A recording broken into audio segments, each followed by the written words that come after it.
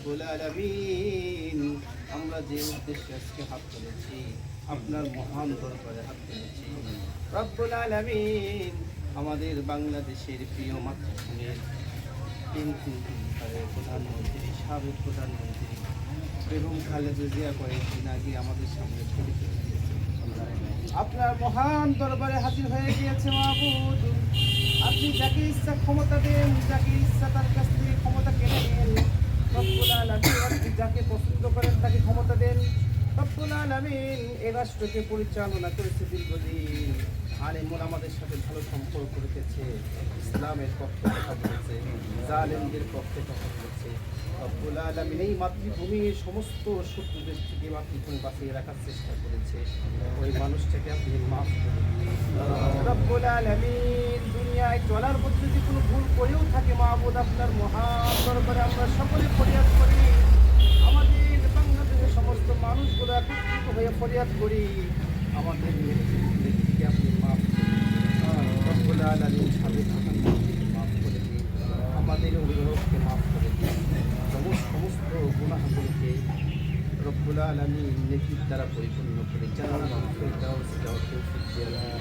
রব্বুল আলামিন তার সমস্ত দেখানো পথগুলোকে, রাষ্ট্র রক্ষার পথগুলোকে, মাতৃভূমিকে শত্রু মুক্ত রাখার পথগুলোকে অনুসরণ করার তৌফিক দিয়া দিন রব্বুল আলামিন। রাষ্ট্রের সমস্ত দিকগুলোকে আমাদের ঈমানের সাথে, সততার সাথে অর্জন করার তৌফিক দিয়া দিন রব্বুল আলামিন। আমাদেরকে কল্যাণ দান করে, তার পরিবার পরিজনের সকলকে হায়াত ব্যবস্থা করে দিন, সমস্ত বিপদ থেকে তাদেরকে হেফাজত করে দিন। পাক সাল্লাল্লাহু আলাইহি ওয়াসাল্লামের মুহাব্বত রসুলে আমাদের দোয়া কবুল করে দিন।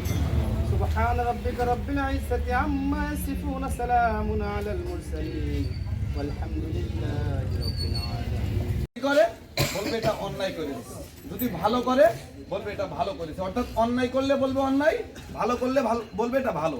রাসূল সাল্লাল্লাহু আলাইহি ওয়াসাল্লাম বললেন এও জান্নাতে যাবে। তৃতীয় একটা গ্রুপ হবে অন্ধ, ভালো করলেও আরে আমার দল ভালো, খারাপ করলেও আমার দল খারাপ ভালো, মানে ভালো মন্দ যাই করুক সব ভালো, এইটা জাহান্নামে যাবে। আমরা এটা কেউ হবো না, আমরা এটা কেউ আমার বাপ হোক অন্যায় করলে আব্বা তুমি এটাও অন্যায় করবে, আমার ছেলে হোক বাপ তোমার এটাও অন্যায় হয়ে গেছে, তাই না? ইনশাআল্লাহ এই দলের মধ্যে যদি আমরা থাকতে পারি আল্লাহ তাআলা আমাদেরকে নাজাতের ব্যবস্থা করে দিবেন। আল্লাহ রাব্বুল আলামিন যে কথাগুলো শুনলাম আমরা করার তৌফিক দান করুন। একটা কথা বলে ফেলেছি দাঁড়ানোর কারণে, কিন্তু মুফতি সাহেব ওখানে বসে রয়েছে, আমার কি দোয়া করা মানায়?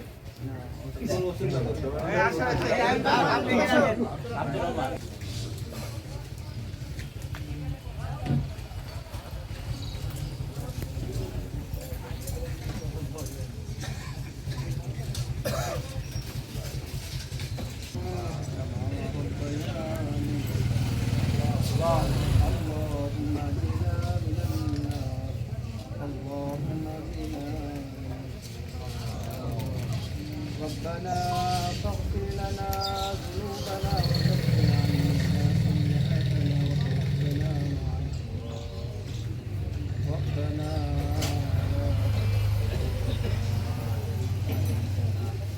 وهب لنا من لدنك رحمة إنك أنت الوهاب রব্বুল আলামিন। আমরা গুনাহগার বান্দা, আসরের নামাজ পড়ে হয়েছি, সূরা ফাতিহা ইখলাস করেছি, হাদিস শুনেছি,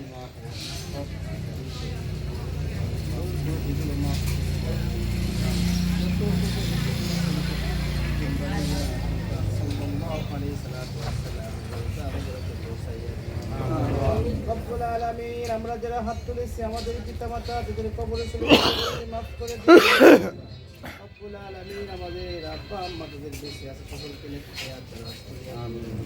সকলকে মাফ করে দিন, পরিপূর্ণ সুস্থতা দান করে দিন রব্বুল আলামিন। ঈমানের সাথে কবরে যাওয়ার তৌফিক দিন রব্বুল আলামিন। আমরা যারা হাত তুলেছি আমাদের ভিতরে অনেক